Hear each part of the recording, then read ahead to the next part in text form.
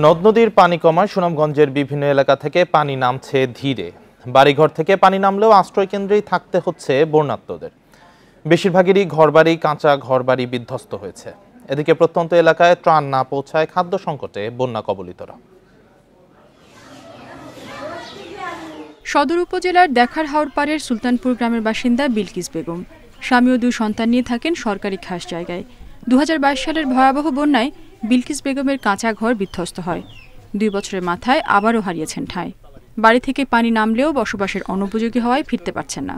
এবারে বন্যা আরো বেশি আমার ক্ষেত্রে হয়েছে, কিন্তু ভাই আমরা গরিব যারা তারা পায় না কোনো জিনিসপত্র, একটা ঘর দোয়ার, কিন্তু যারা আছে তারা পায়, আমরা পাই না। এই গ্রামের নিম্ন আয়ের অন্তত 50 পরিবারের অবস্থাও একই। আশ্রয়কেন্দ্রে ঠাঁই না পেয়ে অনেকেই বাস করছেন নৌকা বা অন্যের বাড়িতে। 5 দিন ধরে পানিবন্দী এসব মানুষের কাছে পৌঁছায়নি ত্রাণ সহায়তা।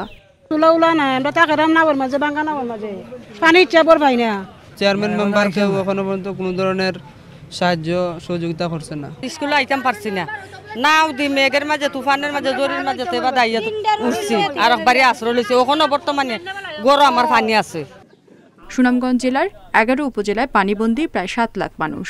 বিভিন্ন নদ নদীর পানি কমতে থাকায় ধীরে নামছে বন্যার পানি। এখনও 542 আশ্রয়কেন্দ্রে আছেন 19,000 মানুষ। Independent news.